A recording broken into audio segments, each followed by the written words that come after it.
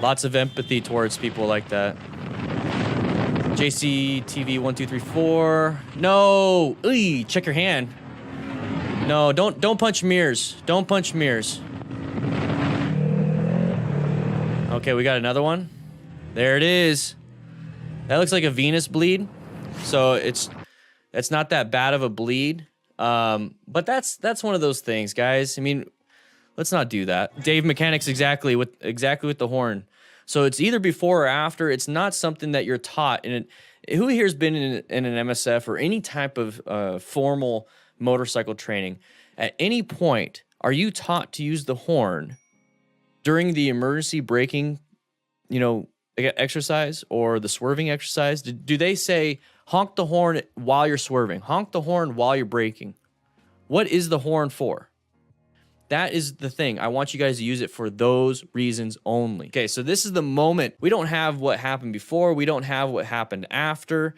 Here's the thing, is that you see a stack of vehicles, okay? Let's go ahead and get a better thing right here. So you see a stack of vehicles.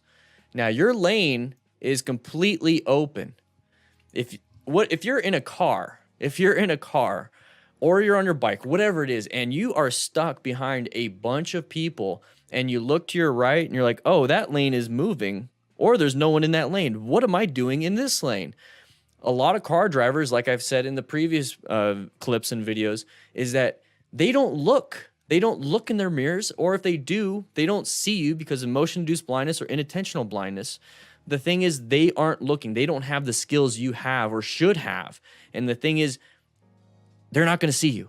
They're not going to see you. So for us as motorcyclists, for us as car drivers, you could be anything. You just be on the road. If you are in a lane that has complete freedom, basically, and there's a lane next to you that doesn't, anticipate that they are going to go into your lane.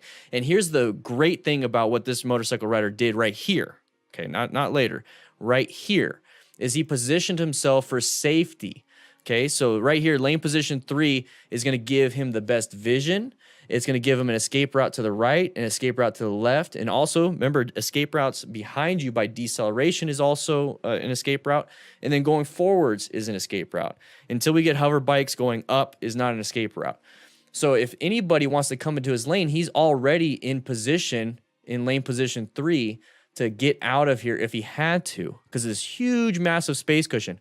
Imagine if he was right here in lane position 1, 2, 3. Already hit, maybe before he even noticed. But if he was in lane position 3, he might be able to look like, oh crap, and then scoot off over here. So that right there, already positioned for safety, located a hazard. Okay, so plan your ride. I don't know if he's going to adapt to the hazard very well. He adapted the hazard very well. Okay, applied the brakes, maintained speed. But now we also have to position ourselves for safety again. Okay, so we don't have good vision. We also don't have the best space cushion. We haven't a great escape path if we had to.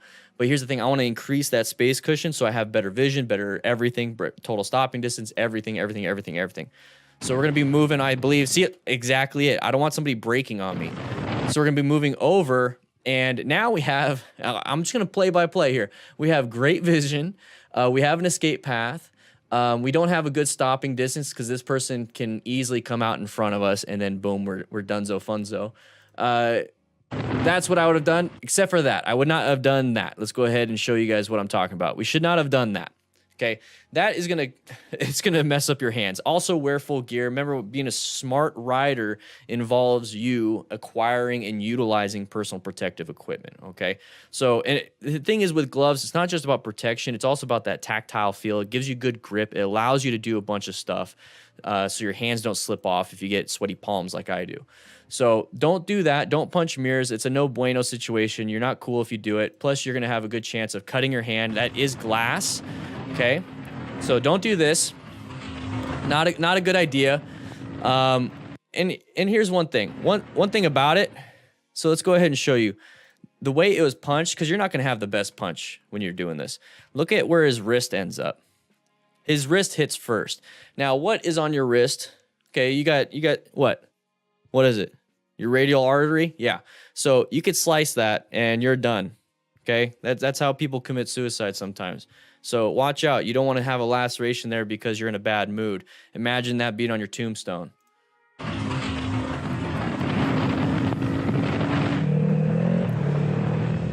And now let's go ahead and check. Yep, that looks like a venous bleed. It's just gonna ooze out. It's still not cool. Here's the thing. You don't have a lot of protective flesh on your fingers. It's all tendons and nerves. So you could slice your tendon and now you have no use of that finger. So let's not do that.